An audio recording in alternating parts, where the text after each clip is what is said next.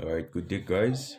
Welcome back again on the second session where we're talking about the isobaric process. In the last or rather previous session, we talked about the isochronic process. Now, here we're talking about the isobaric process. So, when you happen to hear about the word isobaric process, you're simply talking about the pressure being constant, or rather you can even do this in order for you to memorize quickly why pressure is held constant in isobaric process. Just see the word iso means same, then bar means pressure, meaning the units of pressure. So we were able to notice that. So in isobaric process, we're talking about the pressure being constant.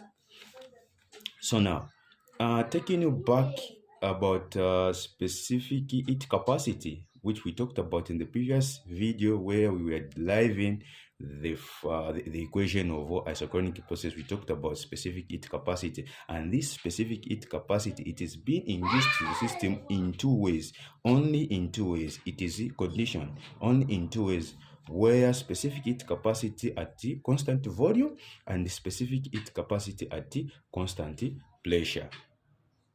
So now, in isochronic, we talked about specific heat capacity at the constant volume. Now, here in isobaric process, we're talking about the specific heat capacity at constant pressure. All right, guys, we are still talking about the isobaric process. Isobaric process. So in that video, we were deriving the formula for work done, the equation for work done, how it is formed. Now here we are deriving what we call heat, denoted by letter Q. So heat in isobaric process where pressure is held constant. So now how the equation of heat is being derived, despite you understanding that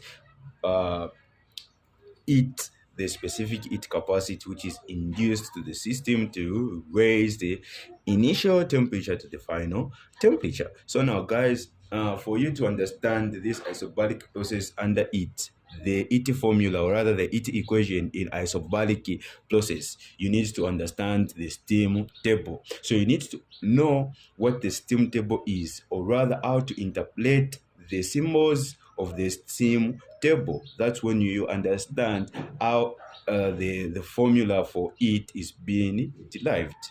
So for the it, the word it, we all know that this it in isobaric, you need to know this.